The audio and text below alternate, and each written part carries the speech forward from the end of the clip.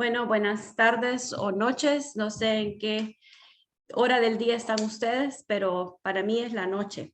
Así que buenas noches.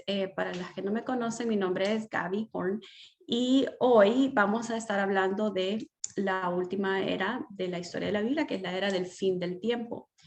Y primero, déjenme decirles que si han estado con nosotros desde enero, han estudiado todas las eras, felicidades, porque en realidad que han invertido bastante tiempo para aprender las 14 eras y las felicito por haberse mantenido fieles hasta el final. Entonces, qué bueno si han estado con nosotros desde el principio. Espero que hayan aprendido mucho de la historia de la Biblia, que esa es nuestra meta en CBT, es la alfabetización bíblica, es que podamos conocer mejor la palabra, porque al conocerla mejor, conocemos mejor a nuestro Dios y eso cambia la manera en que vivimos, cambia todo en nuestras vidas. Entonces, la felicito también si han estado con las lecturas. Ya casi estamos terminando, tal vez para algunas de ustedes han estado por primera vez leyendo la Biblia este año, así que las felicito. Entonces, antes de comenzar, quería mencionar dos cosas. La primera es que como hacemos todas las eras, esto es como lo vemos desde arriba, ¿verdad? Como un vistazo de las eras, como cada era que hemos estudiado no es un estudio a profundidad de cada libro de la Biblia, sino que lo vemos como un vistazo de lo que está sucediendo en esa era y cómo lo conectamos con el resto de la historia. Ese es el propósito de estudiar las 14 eras de la Biblia, es ver lo que está sucediendo en esa era y cómo se conecta con la gran historia. Eso por un lado. Entonces, el propósito de este estudio no es un estudio a profundidad del libro de Apocalipsis. Yo no estoy calificada para hacer eso. Es un libro profético, un libro con mucho simbolismo, que incluso hasta las personas que lo han estudiado por mucho tiempo y bien a profundidad, ni siquiera están de acuerdo en qué significa esto y qué significa el otro. Así que el propósito no es detalles a profundidad, sino un vistazo para arriba. Esa es la primera cosa. Y la segunda cosa es que el propósito de este libro, ya lo vamos a ver más adelante, pero es darnos esperanza. Muchas veces le tenemos miedo al libro de Apocalipsis porque hay un montón de cosas que no entendemos, porque es difícil, porque hay cosas, ¿verdad?, que tal vez nos pueden causar temor, pensar en juicio, en el anticristo, en esto y lo otro. Pero ese no es el propósito del libro. Y entre más yo leo la Biblia y entre más he leído el libro de Apocalipsis, más me emociono porque el propósito es darnos esperanza. ¿Por qué? Porque nos da el final de la historia y nos da el final y nos muestra que somos vencedores en Cristo, que Él ya venció y que nosotros vamos a ser vencedores con Él y nos da el final de la historia. Entonces es un libro que el propósito es darnos gozo, darnos paz y darnos esperanza. Entonces espero que al final de este tiempo juntas, pues ustedes puedan decir eso, ¿verdad? Y que al leer Apocalipsis este año, que lo vamos a leer ya la última semana probablemente del año, que lo puedan ver con esos ojos, ¿verdad? Con ese ojo, con ese lente de que no es algo que nos cause temor, sino es algo que nos va a dar esperanza. Ok, normalmente empezamos con un repaso y lo vamos a hacer, pero antes de eso, para poder hacer el repaso, quiero que miremos los temas que vemos en Apocalipsis, porque como si pensamos que este es el final de la historia, que lo es, entonces tenemos que ver que como toda historia, todos los personajes, todos los sucesos que están desde el principio están en el final, porque es la resolución, es el final de la historia. Entonces solo quiero que miremos algunos de los temas que encontramos en Apocalipsis, porque estos son los temas que vamos a trazar a medida que hacemos el repaso. Uno de los temas principales en el libro de Apocalipsis es la idea de vencer, de que somos vencedores, de que Cristo ha vencido, que ha vencido a Satanás. Vemos el altar, que es otro tema que hemos visto desde el principio. Vemos un cordero, vemos un trono y un reino. Existe la alabanza y vemos a las naciones. Entonces, estos temas y también la serpiente, ¿verdad? La serpiente que vemos desde el inicio de Génesis. Entonces, todos estos temas son los que vamos a trazar a medida que hacemos el repaso, porque al verlos en Apocalipsis, entonces vamos a entender cómo es difícil entender el libro de Apocalipsis si no entendemos estos temas y cómo se vienen entrelazando desde el principio de la historia. Ok, como ya he dicho, Apocalipsis es un libro profético y simbólico. No crean a nadie que les diga esto significa. Hay unas cosas que sí lo podemos ver en otras partes de la Biblia, pero hay gente que dice que las 7 trompetas son esto, y la verdad es que no sabemos, ¿verdad? Entonces es muy profético y muy simbólico. Ok, otra cosa que quería hacer antes de comenzar es pensar en como el esquema de toda historia. Algunas de ustedes tal vez son maestras de español o de literatura y tal vez tengan otros términos para esto, pero así es como yo lo he aprendido. Toda historia tiene un inicio, ¿verdad? Se nos presenta el trasfondo, lo que está sucediendo, a dónde se está llevando a cabo esta historia. Tiene un inicio, se nos introduce a los personajes, a lo que está sucediendo. Y luego, casi inmediatamente, después de que eso nos introduce a lo que está pasando, hay un conflicto, algo sucede que es lo que se está desenvolviendo a través de la historia. Entonces, todo lo que sigue es lo que llamamos acción creciente, que es lo que se está desarrollando hasta llegar a un clímax, ¿verdad? Que es como el punto culminante de una historia. Después de una resolución y luego el final. Toda historia sigue más o menos ese esquema. Si ustedes han leído libros, han visto películas, la mayoría siguen ese esquema. Entonces, si pensamos en la Biblia es la historia de las historias, es la historia que escribió Dios, y la verdad es que todas las otras historias que nosotros tenemos son historias secundarias, ¿verdad? Películas, libros, ¿por qué nos encantan las historias? ¿Por qué nos encanta ver películas y leer libros? Porque fuimos creados para ser parte de una historia grande, la historia de Dios. Entonces, si pensamos en la creación, ¿verdad? En el inicio, se nos introduce a Dios, al Dios en 3 personas, a Dios Padre, al Espíritu y al Hijo, porque nos dice en Juan que en el principio era el verbo y el verbo era con Dios y el verbo era Dios. Entonces vemos en el inicio se nos introduce a Dios. También se nos introduce al hombre y a la mujer que Dios crea y a la serpiente, que se describe como más astuta que los otros animales que Dios había creado. Y esto creo que nos da algo bien importante que tenemos que entender de nuestro enemigo, de la serpiente, de Satanás, es que es un ser creado, no es igual a Dios. Muchas veces pensamos que la lucha es el bien y el mal y que son iguales y que se están dando duro. No, Satanás es un ser creado, la serpiente es un ser creado.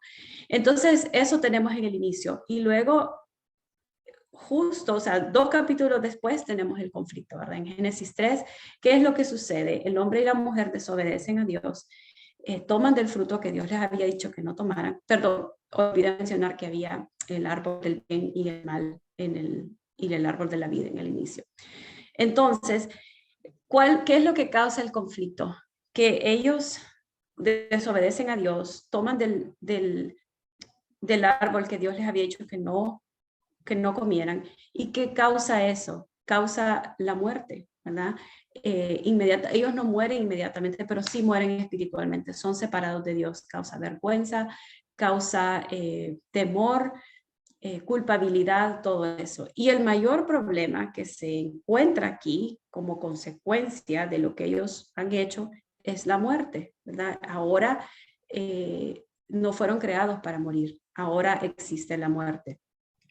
Entonces, si pensamos en las eras de los patriarcas, del éxodo, de la conquista, hasta el silencio, esa es la acción creciente, ¿verdad? Tenemos este problema, la muerte. ¿Cómo lo vamos a solucionar? Dios nos da sombras a través de estas eras. Toma un cordero que él había dicho que era bueno, perdón, un animal, un animal inocente que él había dicho que era inocente, que era bueno, y ese animal tiene que morir para cubrir el pecado de ellos. Entonces vemos luego más adelante cuando se establece la ley, vemos que es a través del sistema sacrificial que Dios cubre el pecado, no lo quita, sino que lo cubre. Esa es la manera como ellos se acercan a Dios, a través de un altar, la construcción de un altar y a través del sacrificio. Entonces vamos viendo eso, se va desarrollando. Y hay como voces de los profetas y hay claves de lo que va a suceder, ¿verdad? Hay una anticipación de que va a venir alguien, un Mesías, el Hijo del Hombre, el Hijo de Dios, que va a tratar con ese tema del pecado, que lo va a eliminar. Entonces, si pensamos en la era del Evangelio como el clímax de esa historia, es cuando se manifiesta Jesús y Él viene y empieza a vivir entre nosotros y sana a los enfermos y se declara ser el Hijo de Dios. Y estaba hablando esto con mi esposo el otro día y me dice, si pensamos en realidad en el clímax de la historia, me dice, sí es la era del Evangelio, pero más que todo es la resurrección, me dice, porque en la resurrección de Jesús es cuando se trata con el problema que es la muerte. Es cuando Él resucita de la muerte, que Él vence la muerte y Dios dice, el sacrificio de Jesús es lo que se necesitaba, era lo necesario y es un sacrificio aceptable. Y al Cristo resucitar de la muerte, venció la muerte, que era el problema que teníamos desde el inicio. Entonces ese es como el clímax de la historia. Y si pensamos en la iglesia, en la era de la iglesia y las misiones como la resolución, es cuando se muestra qué es lo que sucede como desenlace de lo que acaba de suceder con la resurrección de Jesús. Entonces tenemos a la iglesia creciendo por todas las naciones y ahorita estamos en esa época de la resolución de la historia, ¿verdad? No hemos llegado todavía al final, pero toda historia tiene un final y eso es lo que vamos a ver hoy, la era del final del tiempo. Entonces eso es como más o menos darles una idea del esquema y hasta ahorita hemos estudiado todo eso y hoy vamos a ver la conclusión de la historia. Bueno, quiero que leamos en Apocalipsis, empezando en el capítulo 1, y voy a leer los primeros 3 versículos para darnos como el trasfondo de lo que está, del propósito del libro, de quién lo escribió y todo eso. Entonces dice Apocalipsis 1, del 1 al 3. Dice la revelación de Jesucristo que Dios le dio para manifestar a sus siervos las cosas que deben suceder pronto. Y la declaró enviándola por medio de su ángel a su siervo Juan, que ha dado testimonio de la palabra de Dios y del testimonio de Jesucristo y de todas las cosas que ha visto. Bienaventurado el que lee y los que oyen las palabras de esta profecía y guardan las cosas en ella escritas, porque el tiempo está cerca. Entonces aquí se nos dice quién escribió esto, este libro, que fue uno de los discípulos de Jesús, uno de los apóstoles, Juan. Y es una revelación. En inglés, el libro se llama Revelation, que significa revelación. Es Dios abriendo la cortina y mostrándole a Juan qué es lo que va a suceder al final, para que él lo pueda escribir, cuáles son las instrucciones que Dios le da, que escriba estas cosas, ¿verdad? Para nosotros. Y dice aquí que hay una bendición para nosotros. El versículo 3 dice, bienaventurado el que lee y los que oyen las palabras y guardan las cosas que en ellas están escritas. Entonces, hay una bendición, en inglés la palabra es blessed, que es bendición. Hay una bendición para nosotros al leer el libro de Apocalipsis.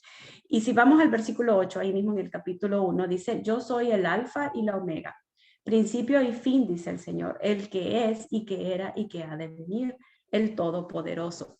Entonces, así se describe Jesús, ¿verdad? El alfa y el omega, el principio y el fin. Entonces, eso es lo que vamos a ver ahora a medida que vamos viendo un medio repaso de las eras. Entonces, vemos en el principio de la creación que tenemos 2 árboles. En Apocalipsis, al final, ya solo hay un árbol. Ya no existe el árbol del conocimiento del bien y el mal, solo está el árbol de la vida. Tenemos la idea de sacrificio también aquí. Se nos dice que cuando Adán y Eva pecan, ellos se cubren con hojas, pero esa cobertura no era suficiente. ¿Por qué? Porque solo se necesita el derramamiento de sangre para el perdón de pecados. Alguien inocente tiene que morir. Es la muerte del inocente al favor del culpable, que es lo que vamos a ver desde el principio. Entonces vemos el sacrificio que Dios mismo hace, toma de su creación para poder cubrirlos a ellos. También vemos a la serpiente, como dijimos anteriormente, se nos introduce al enemigo, al adversario, y vemos al hombre y a la mujer. Entonces, en la era de los patriarcas, Dios le dice a Abraham que a través de él serán benditas todas las naciones. Y que es otra cosa que vemos en el libro de Apocalipsis, es a todas las naciones alrededor del trono, bendiciendo a Dios. Entonces, si pensamos en Apocalipsis como el cumplimiento de esa promesa que Dios le había dado a Abraham, Abraham, Dios le dijo que a través de él todas las naciones serán benditas. Apocalipsis 7:9 tenemos a todas las naciones alrededor del trono alabando al Cordero. También vemos el Cordero en lugar de Isaac. Cuando Dios le pide a Abraham que sacrifique a Isaac, a su único hijo, Dios no permite que lo haga, ¿verdad? Él hace que Abraham vea y hay un cordero ahí que está trabado en un arbusto, entonces él toma el lugar de Isaac. Entonces empezamos a ver ese tema del cordero. Seguimos en la era del Éxodo y vemos lo que, bueno, cuando Jesús dice que vino a establecer el segundo pacto, ¿cuál es el primer pacto? El primer pacto era el tabernáculo, el sistema sacrificial que se establece con la ley de Moisés. Y es el sistema de que ellos, para poder cubrir su pecado, una vez al año tenían que tomar un animal, dependiendo de si eran ricos, pobres, era un cordero o era un pajarito, lo que sea. Pero un animal tenía que morir en lugar de ellos, ¿verdad? Entonces, esta es la idea de sacrificio. También está el cordero de la Pascua, ¿verdad? Cuando ellos salen de Egipto, tienen que tomar un cordero, tenerlo por 14 días, asegurarse que no tenga ninguna mancha y tomar la sangre y ponerla en las puertas. Y el ángel de la muerte pasaría sobre esas casas que tenían la sangre. Entonces vemos otra vez la idea de ese cordero, el animal inocente que muere a favor del culpable. También tenemos el tabernáculo, que es lo que es una imagen de lo que ya existe en el cielo. En Hebreos 8, déjenme ver si se los puedo leer rapidito. Dice que es una sombra ¿por qué Dios le da esas instrucciones específicas a Moisés? Porque era una imagen, una sombra de lo que ya existía en el cielo. No tengo el versículo aquí, no lo escribí, pero está en Hebreos 8, donde nos habla de que esas cosas, esas instrucciones que Dios le dio a Moisés es una imagen de lo que ya existía en el cielo. También si pensamos en esta idea de las naciones, del deseo de Dios de tener a las naciones, de las naciones alrededor del trono, Dios usa la gran liberación de su pueblo de Egipto para mostrar su poder a las naciones. Y si pensamos en las personas de otras naciones que vienen a conocer al Dios de Israel, como Rahab, como los gabaonitas, otra gente que se alinea con el Dios de Israel a raíz de esta gran liberación que Dios hizo de su pueblo. También en Apocalipsis está esta idea de alabanza. Está todos ángeles, toda tribu y nación alrededor del trono del Cordero, alabando al Cordero. Entonces, este tema de alabanza también lo vemos desde un principio. ¿Por qué la era de los jueces es tan complicada? En ellos se iban hacia ídolos y luego Dios enviaba una nación para oprimirlos, pero es esta idea de alabanza, que fuimos hechos para alabar a Dios. Y al no alabar a Dios, eso deja un vacío en nuestro corazón y nuestro corazón fue hecho para la alabanza, para la adoración. Y si no estamos adorando y alabando a Dios que fuimos creados para adorarlo, nuestro corazón va a buscar a qué adorar. Y eso es lo que sucede en el caso de ellos. Empiezan esos ciclos de idolatría, de alabar a otros dioses y Dios manda a naciones para oprimirlas. Cuando están en opresión, claman a Dios y Dios los deja en opresión un tiempo, luego manda a un juez para liberarlos y entonces regresan a Dios y el ciclo se repite, ¿verdad? Pero es esa idea de alabanza, de que fuimos creados para alabar. En la era del reino, Dios le dice a David que su reino será eterno, ¿verdad? Y en Apocalipsis vemos cómo Jesús se refiere como el hijo de David, el hijo de Dios, el hijo de David. Entonces, otra vez, si pensamos en Apocalipsis, el final de la historia es el cumplimiento de todas estas promesas que Dios ha hecho a través de la historia. En el reino dividido volvemos a ver esa lucha que tiene el pueblo de Dios con la idolatría, ese constante como inclinación de sus corazones para alabar a dioses ajenos que no son los de ellos. Y en Apocalipsis 6, no Apocalipsis, Isaías 6 Dios también como que abre un poco el telón, por decirlo así, del cielo. Isaías tiene una visión y lo vamos a leer rapidito. Isaías capítulo 6 para ver, porque nos recuerda un poco de lo que sucede también en Apocalipsis. Entonces Isaías 6, empezando en el versículo 1, dice: en el año que murió el rey Usías, vi yo al Señor sentado sobre un trono alto y sublime, y sus faldas llenaban el templo. Por encima de él había serafines, tenía 6 alas, con dos cubrían sus rostros, con 2 cubrían sus pies, y con 2 volaban. Y el uno al otro daba voces, diciendo: Santo, santo, santo, Jehová de los ejércitos, toda la tierra está llena de su gloria.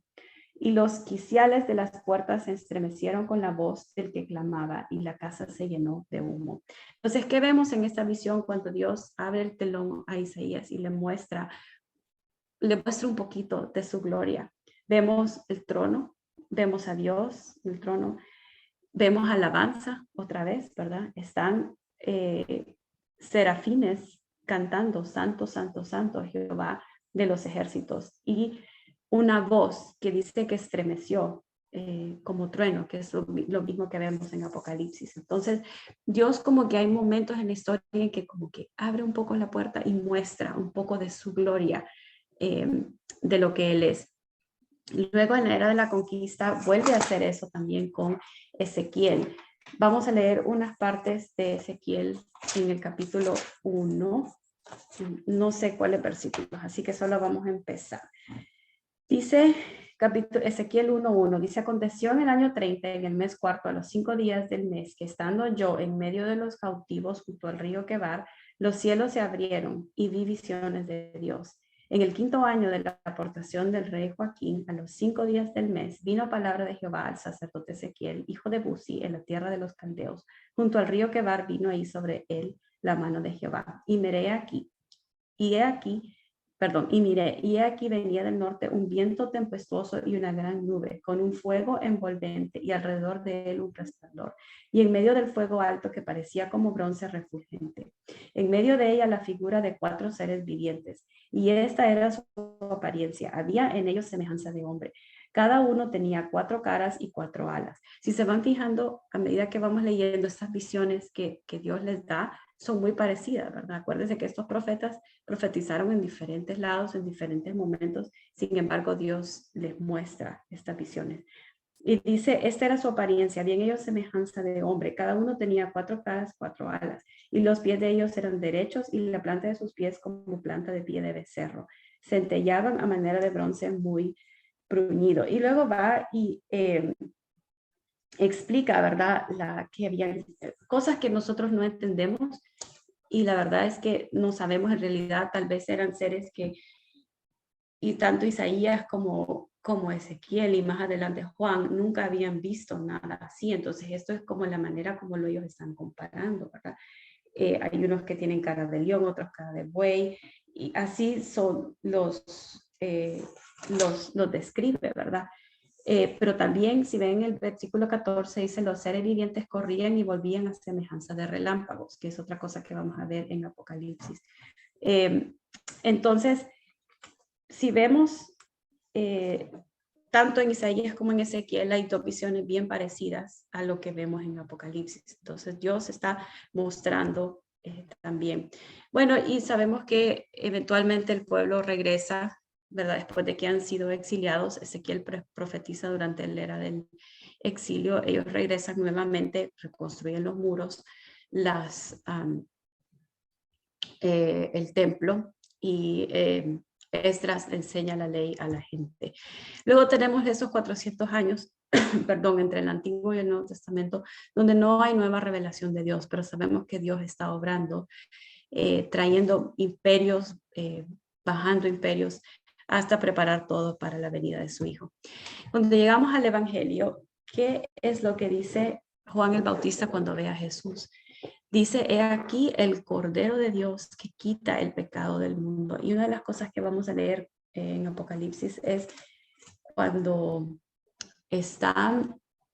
Juan ve la visión del Cordero, hay unos sellos que nadie puede abrir y hay un silencio en los cielos por mucho tiempo porque todo el mundo está llorando y el único que es digno de abrir esos sellos es el Cordero. ¿Por qué? Porque fue inmolado, porque murió, porque fue sacrificado por nosotros. Entonces, Juan el Bautista reconoce eso.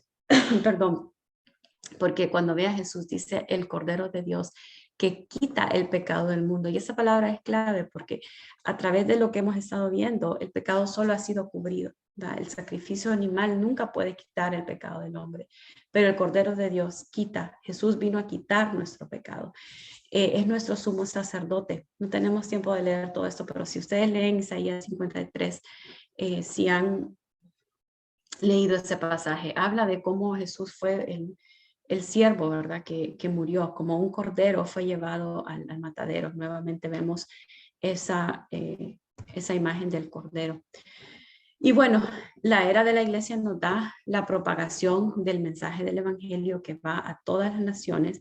Igual la iglesia de la era de las misiones, la gran comisión es para todo el mundo. El mensaje se está distribuyendo para todo el mundo, para todo pueblo, lengua y nación. ¿Por qué? Porque vamos a llegar al final en Apocalipsis 7, capítulo 9, cuando todas las naciones de toda tribu, lengua y nación estarán alrededor del trono alabando al Cordero. Ok, perdón, no terminé de escribir esa parte, pero la era del fin del tiempo, mejor me salto ese. Ok, empezamos con un mensaje a las 7 iglesias y no vamos a entrar específicamente en esta iglesia, lo otro. Mucha gente piensa que, bueno, sabemos que eran iglesias que existían en ese entonces eran mensajes específicos para esas iglesias en ese entonces. Mucha gente dice que esas lecciones, lo que se dice se aplica a la iglesia de hoy, es cierto, pero tampoco podemos decir que este mensaje es para esta iglesia, ¿verdad? Recordemos que Apocalipsis es uno de los libros que es simbólico, entonces estos mensajes eran para 7 iglesias en ese momento, pero trata con muchos temas que obviamente lidiamos con ellos hoy en día. Los temas que vemos en esos 7 mensajes a esas iglesias son temas de falsos profetas. Siempre comienzan, cada mensaje siempre comienza como con una amonestación, algo que Dios les dice, están haciendo esto bien.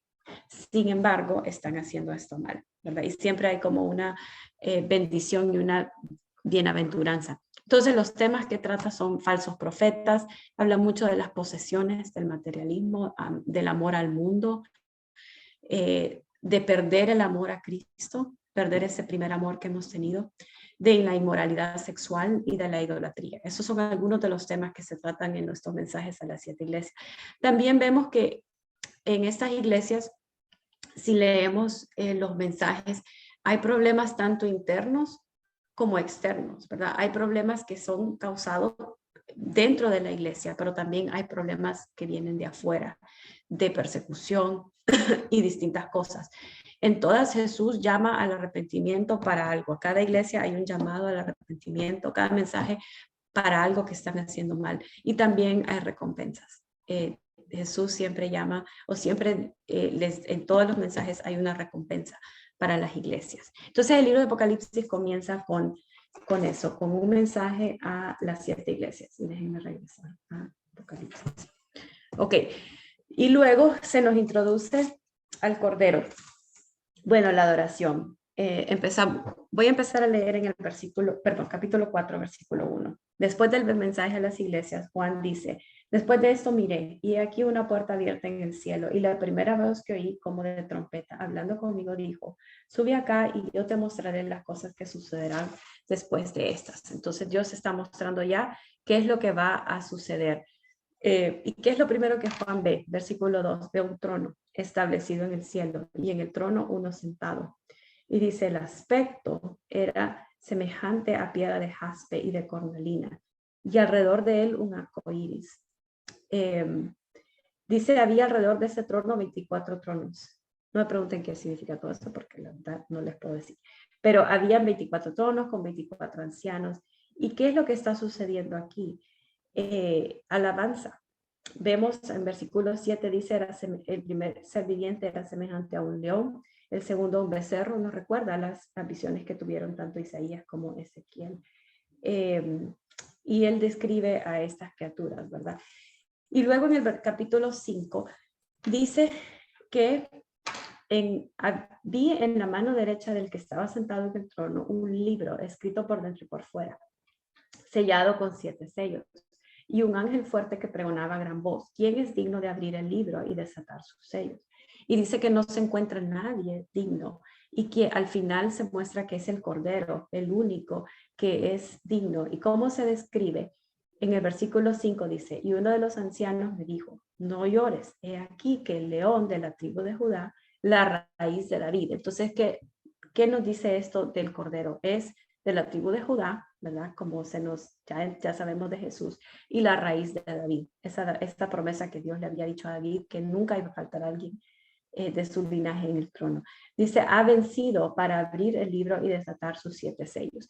Entonces, yo leí en un comentario que lo que los sellos significan es, bueno, el hecho de que el Cordero era digno de abrir los sellos, es que abrir el sello para mostrar el futuro y para llevarlo a cabo. Entonces es como que Dios, cuando el Cordero abre los sellos, está listo ya para desatar lo que viene al final. Entonces, bueno, entonces tenemos 7 sellos, 7 trompetas.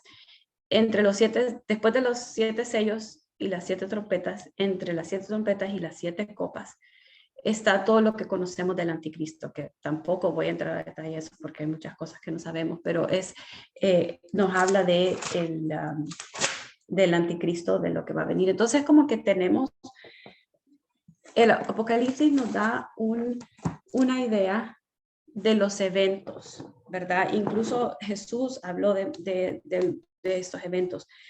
Sabemos cosas que van a suceder. Lo que no sabemos es el orden, ¿verdad? Y alguien que les diga va a venir esto primero, la verdad es que no saben, porque Jesús dice que ni él mismo sabe. Entonces, ¿qué sabemos de los eventos que van a suceder al final? Sabemos que Jesús va a regresar, ¿verdad? Él mismo lo dijo. ¿Y qué dijo Jesús acerca de su segunda venida? ¿Cómo la describió él? La describió como un novio que viene en la noche. Y a nosotros tal vez nos parece es un poco raro porque eso no es nuestra cultura. Cuando alguien se casa, normalmente lo planean 6 meses antes y hay un día y hay una hora, ¿verdad? Uno lo invitan a una boda y es a las 6 de la tarde en tal y tal iglesia. Pero en esa cultura a veces la gente se comprometía y luego el esposo se iba tal vez a construir una casa o a prepararse económicamente para poder recibir a su esposa. Entonces a veces la esposa no sabía cuándo él iba a regresar. Por eso es que Jesús hace esa comparación, ¿verdad? De que cuando la parábola que usa él de las 10 vírgenes que no estaban listas para la llegada del novio. Por eso es que él dice, él usa ese ejemplo para mostrar su segunda venida, porque él dice que debemos de estar listos, porque no sabemos cuándo él va a regresar, ¿verdad? Como la novia no sabía cuándo el novio iba a regresar. Y el otro ejemplo que él usa es la de un ladrón en la noche. Y claro, eso sí lo entendemos nosotros, ¿verdad? Porque si se nos han metido a la casa, sabemos que los ladrones no avisan, ¿verdad? No dicen voy a entrar hoy en la madrugada. Si supiéramos cuando viene un ladrón, primero creo que nos iríamos de la casa, sacaríamos todo lo valioso, ¿verdad? Pero el problema es que el ladrón no avisa. Entonces el ladrón llega y se roba ¿verdad? Lo que hay, porque no sabemos nosotros cuándo va a venir.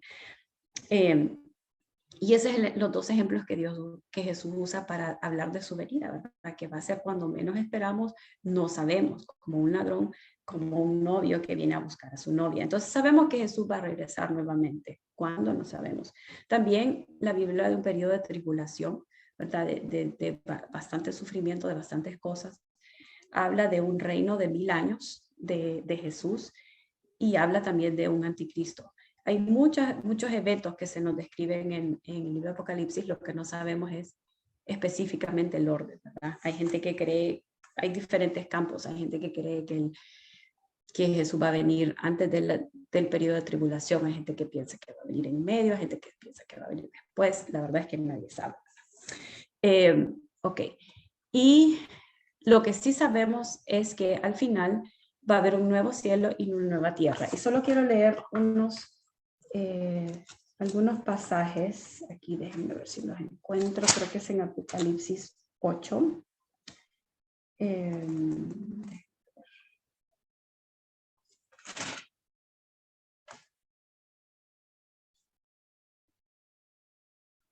no, creo que es el 11. Ya se los encuentro. Pero, bueno, ok, ahí está. En Apocalipsis 12 se nos habla de una mujer que está dando a luz y de un dragón. No sé qué significa todo eso, el simbolismo, pero sí lo que la Biblia habla claro es que ese dragón es Satanás, porque él dice aquí, si ustedes leen Apocalipsis 12,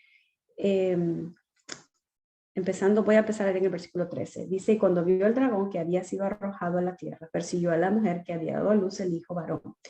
Y se le dieron a la mujer las 2 alas de la gran águila para que volase delante de la serpiente al desierto, a su lugar donde es sustentada por un tiempo, y tiempos y la mitad de un tiempo. Y la serpiente arrojó de su boca tras la mujer como agua como un río para que fuese arrasada por el río. Pero la tierra ayudó a la mujer, pues la tierra abrió su boca y tragó al río que el dragón había echado a su boca. Entonces el dragón se llenó de ira contra la mujer y se fue a hacer guerra contra el resto de la descendencia de ella, los que guardan los mandamientos de Dios y tienen el testimonio de Jesucristo. Entonces ese dragón, más adelante, no encuentro el pasaje ahorita, pero dice que ese dragón es Satanás. La Biblia compara a ese dragón como la serpiente de anterior. Entonces se nos dice que él va a ser, la serpiente va a ser vencida. Y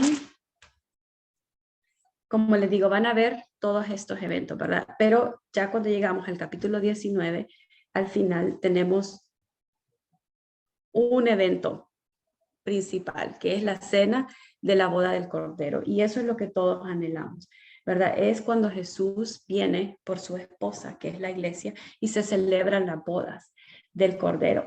En el versículo 19, capítulo 19, voy a empezar en el versículo 1, dice, después de esto oí una gran voz de gran multitud en el cielo que decía, aleluya, salvación y honra y gloria y poder son del Señor Dios nuestro, porque sus juicios son verdaderos y justos, pues ha juzgado a la gran ramera que ha corrompido a la tierra con su fornicación y ha vengado la sangre de su siervo de la mano de ella. Otra vez dijeron, aleluya, y el humo de ella sube por los siglos de los siglos. Y los 24 ancianos y los 4 seres vivientes se postraron en tierra y adoraron a Dios que estaba sentado en el trono y decían amén, aleluya. Y salió del trono una voz que decía, alabad a nuestro Dios todos sus siervos y los que le teméis, así pequeños como grandes.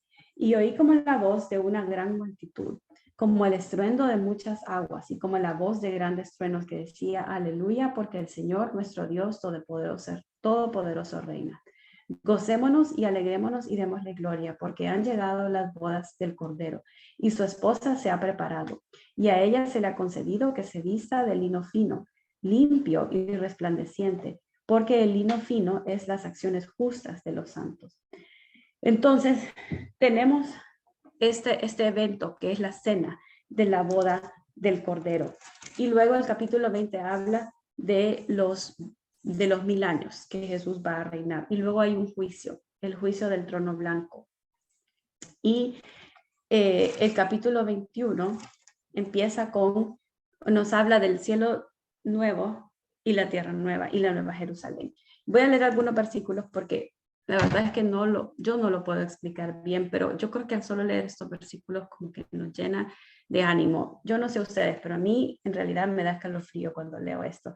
Pensar que Cristo venció la muerte y que nuestro final es feliz, ¿verdad? Como toda historia que termina con un final feliz y que al final, bueno, Cristo ya venció la muerte, que es nuestro problema principal, ¿verdad? La muerte, pero que al final Él gana, ¿verdad? Y todos somos vencedores con Él. Capítulo 21, versículo 1 dice, vi un cielo nuevo y una tierra nueva, porque el primer cielo y la primera tierra pasaron y el mar ya no existía más. Y bueno, detenerme ahí porque pensar, esta tierra, esto que vemos, ya no va a existir. Entonces a veces nos afanamos por cosas que en realidad no van a durar. Y esa es una de las cosas, yo creo, que nos enseña Apocalipsis, que nos da una perspectiva eterna, para que no nos afanemos tanto por las cosas, por nuestra casa, por nuestras posesiones materiales, porque todo eso va a pasar. Dice, y yo, Juan, vi la santa ciudad, la nueva Jerusalén, descender del cielo de Dios, dispuesta como una esposa, ataviada para su marido. Y oí una gran voz del cielo que decía, he aquí el tabernáculo de Dios con los hombres, y él morará con ellos, y ellos serán su pueblo, y Dios mismo estará con ellos como su Dios. Enjugará Dios toda lágrima de los ojos de ellos, y ya no habrá muerte, ni habrá más llanto, ni clamor, ni dolor, porque las primeras cosas pasaron. Y piensen en eso en el versículo 3. Dice, el tabernáculo de Dios con los hombres. Él morará con ellos. ¿Cuál ha sido el deseo de Dios desde un principio? Es morar con el hombre, es estar con el hombre. ¿Cuál es el propósito del tabernáculo? Que hubiera una manera que un Dios santo pudiera morar con su pueblo. El tabernáculo estaba en medio de cuando ellos acampaban, ponían todas las tribus alrededor del tabernáculo, era el centro, porque Dios en medio de ellos. La palabra que se usa en Juan capítulo 1, cuando se habla de que Jesús se hizo carne y vivió entre nosotros, es esa palabra tabernáculo, es esa idea de que Dios viviendo con su pueblo. Y luego vemos esta palabra otra vez aquí que dice, he aquí el tabernáculo de Dios con los hombres y él morará con ellos. El deseo de nuestro Dios siempre ha sido estar con nosotros. ¿Y qué se nos dice en Apocalipsis? Que Dios mismo estará con ellos para siempre y que va a quitar toda lágrima de nuestros ojos. ¿Y qué es lo que ya no va a existir en los nuevos cielos y la nueva tierra? No habrá muerte, no habrá más llanto, clamor ni dolor, porque todo eso va a pasar. Y dice el versículo 5, y el que estaba sentado en el trono dijo, he aquí yo hago nuevas todas las cosas. Y me dijo, escribe porque estas palabras son fieles y verdaderas. Entonces, ¿qué nos dice eso? Que eso es seguro, lo que va a suceder es seguro. Y el versículo 6 dice, hecho está, yo soy el alfa y el omega, el principio y el fin. Al que tuviere sed, yo le daré gratuitamente de la fuente del agua de vida. El que venciere heredará todas las cosas, y yo seré su Dios y él será mi hijo. Entonces, luego se nos describe a la nueva Jerusalén, ¿verdad? Y miren al final, capítulo 22, dice, después me mostró un río limpio de agua de vida, resplandeciente como cristal que salía del trono de Dios y del Cordero, en medio de la calle de la ciudad.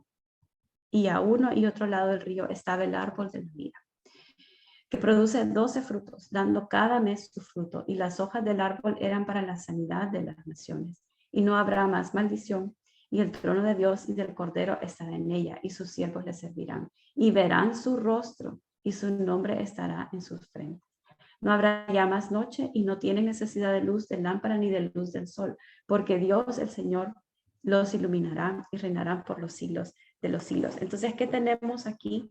Al final tenemos una nueva Jerusalén, tenemos las bodas del Cordero y tenemos el árbol de la vida. Ya no hay más árbol del conocimiento del mal, ya no hay dos árboles, hay un árbol. Y esperamos a Jesús. Y Juan, al final de ese capítulo, él habla de lo que él ha visto, ¿verdad? Y que su testimonio es seguro. Y solo quiero terminar con un versículo que, bueno, está a principios de Apocalipsis, capítulo 7, versículo 9, porque creo que si pensamos en como el final de todo esto y cómo nosotros como gentiles encajamos dentro de la historia. Aquí está, en el capítulo 7, versículo 9, dice, después de esto miré, y he aquí una gran multitud, la cual nadie podía contar, de todas las naciones y tribus y pueblos y lenguas que estaban delante del trono y en la presencia del Cordero, vestidos de ropas blancas y con palmas en las manos. Y clamaban a gran voz diciendo, la salvación pertenece a nuestro Dios que está sentado en el trono y al Cordero. Esos somos nosotros. Nosotros no somos del pueblo escogido de Dios, pero sí somos parte de la bendición a través de Abraham. Cuando Dios le prometió a Abraham que todas las naciones serían benditas a través de él, esos somos nosotros. Y ese versículo habla de nosotros, que todas las naciones, toda tribu, toda lengua y nación estarán alrededor del trono alabando al Cordero. Entonces, esa es nuestra esperanza. Yo no sé ustedes, pero a mí, cuando leo eso, a mí me da escalofrío pensar en estar en el trono, en el cielo, alabando a Jesús, con personas de todos lados. Ahí la voy a ver a ustedes, voy a ver a gente que no conozco, de tribus y naciones, lugares que no hemos ido. Vamos a estar alabando a Jesús en unos nuevos cielos y una nueva tierra. Entonces, eso es todo. Yo sé que ha sido como un vistazo así a la carrera, pero espero que haya sido de mucho ánimo. En realidad, que ese era mi propósito, mi meta en compartir esto, que tuviéramos ánimo, que esto sea algo que nos dé ánimo, conocer el final de nuestra historia, que es un final bueno, y que el problema mayor de esta historia, como mirábamos al principio, cuando regresamos aquí, el problema mayor aquí, el conflicto, es la muerte. Y es un problema que ya está solucionado. El problema ya está resuelto. Ahora solo es el desenlace de cómo nosotros ahora, como Iglesia de Jesús, llevamos este mensaje a todas las naciones para poder estar un día alrededor del trono de toda tribu, toda lengua y toda nación. Entonces, espero que pasen una feliz Navidad y nuevamente gracias por estar con nosotros desde enero.